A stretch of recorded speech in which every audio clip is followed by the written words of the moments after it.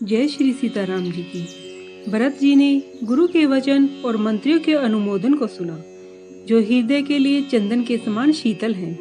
फिर माता की कोमल वाणी सुनी, जो शील, स्नेह और सरलता के रस से भरी हुई है। माता की सरलता के रस से भरी हुई वाणी सुनकर भरत जी विकल हो गए। उनके कमल नेत्रों से बहता हुआ जल मानो हृदय के विरह रूपी नए पौधे को सींचने लगा। भरत जी की ऐसी दशा देखकर सबको अपनी देह की सुध बुध भूल गई। तुलसीदास जी कहते हैं, सब लोग उस स्वाभाविक स्नेह की सीमा को सादर सराहने लगे। धर्म की धुरी को धारण करने वाले भरत जी धीरज धारण करके और कमल स्वरूप हाथों को जोड़कर मानो अमृत से भरे हुए वचनों से सबको उचित उत्तर देने लगे। उन्होंने कहा, गुरुजी ने मुझे बहुत ही भला उपदेश दिया, जो प्रजा, मंत्री आदि सबके ही सम्मत है।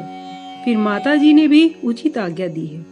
उसे सिर पर अवश्य धारण करके मैं वैसा ही करना चाहता हूँ। गुरु, माता पिता, स्वामी और मित्र की वाणी सुनकर उसे अच्छी जानकर प्रसन्न मन से कर लेना चाहिए। उचित अनुचित का विचार करने से धर्म का नाश होता है, व सिर पर पापों का बोझ बढ़ता है। आप सब मुझे वही सरल सीख दे रहे हैं, जिसके आचरण करने से मेरा भला हो। यद्यपि मैं यह बात भली प्रकार से समझता हूँ, तो भी मेरे जी में संतोष नहीं होता। अब आप लोग मेरी प्रार्थना सुनिए, फिर मुझे उचित शिक्षा दीजिए। मैं आपको उत्तर दे रहा हूँ। इस अपराध को क्षमा करना, क्योंकि साधु पुरुष दोषियों के दोष और गुणों को नहीं गिनते। पिताजी स्वर्ग में हैं और सीताराम जी वन में हैं। आप मुझे राज करने के लिए कह रहे हैं। इसी में आप मेरा कल्याण समझते हैं अथवा अपना बड़ा काम। मेरा भला तो सीतापति श्री रामचंद्र जी की सेवा में है। उसे माता की कुटिलता ने छीन लिया। मैंने अपने मन में भली प्रकार समझ लिया कि दूसरे किसी उपाय से मेरा भला नहीं है। लक्ष्मण जी और राम जी तथा जानकी जी के चरणों को देखे बिना शोक समाज रूप में यह राज्य किस गिनती में आता है। वैसे वस्त्रों के बिना गहनों का बोझ वृथा है, और ब्रह्म ज्ञान के बिना वैराग्य वृथा है। रोगी शरीर के लिए बहुत व्यर्थ है। हरि भक्ति के बिना जप और योग व्यर्थ है। जीवन के बिना सुंदर देह वृथा है। जैसे ही रामचंद्र जी के बिना मेरा सब कुछ व्यर्थ है। मुझे आज्ञा दीजिए कि मैं श्री रामचंद्र जी के पास जाऊं, और इस एक ही बात से मेरा कल्याण है। मुझे राजा बनाकर अपना भला चाहते हो, सो आप स्नेह और अज्ञान के वश ये सब कर रहे हो।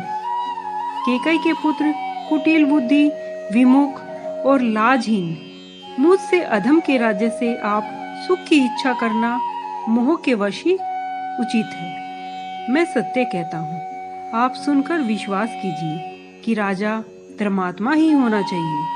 मुझे हट करके जो ही आप राज्य देंगे, तो ही पृथ्वी रसातल को चली जाएगी। मेरे समान कौन सा पाप आत्मा होगा, जिसके कारण श्री राम जी वनवासी हुए। राजा ने राम जी को वनवास दिया और उनके बिछोड़ते ही स्वर्ग सिधार गए। और मैं शठ, जो अनर्थों की जड़ हूँ, सावधान बैठा सब बातें सुन रहा हूँ। बिना रामचंद्र जी के घर को देखकर भी यह प्राण संसार की हंसी सहते हुए ठहरे हुए हैं। यह राम जी के विषय से उदासीन है, लोभी, भूमि और भोग के भूखे हैं। मैं अपने हृदय की कठोरता कहाँ तक कहूँ, जिसने वज्र की कठोरता का भी निरादर कर बढ़ाई पाई है। कारण से कार्य कठोर होता है, इसमें मेरा दोष नहीं है। हड्डी से वज्र और पत्थर से लोहा अधिक भयंकर और कठोर होता है। केकई के उत्पन्न शरीर से यह नीच और पूर्ण अभागा शरीर है। जो प्रिय का वियोग भी प्राणियों को प्यारा लगा हो, तो यह आगे बहुत कुछ देखेंगे और सुनेंगे। राम, लक्ष्मण और सीता जी को वन दिया, देवलोक भेजकर पति का हित किया, स्वयं वैधव्य और अपयश लिया, प्रजा को शोक व दुख दिया, मुझे सुख, सुंदर यश और उत्तम राज्य दिया। केकई ने सबका काम कर दिया। इससे बढ़कर मेरा भला अब और क्या होगा।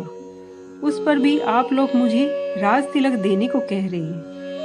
कैकेयी के गर्भ से जन्म लेकर संसार में यह मेरे लिए कुछ भी अनुचित नहीं है। मेरी सब बातें तो ब्रह्मा जी ने बना दी, फिर उसमें प्रजा और पंच क्यों सहायता करते हैं? जो कुग्रहों के वश वात रोगी और बिच्छू के डंक मारा हुआ हो और फिर उससे मदिरा और भी पिला दी जाए तो कहीं कैसा इलाज होगा। जय श्री सीताराम जी की।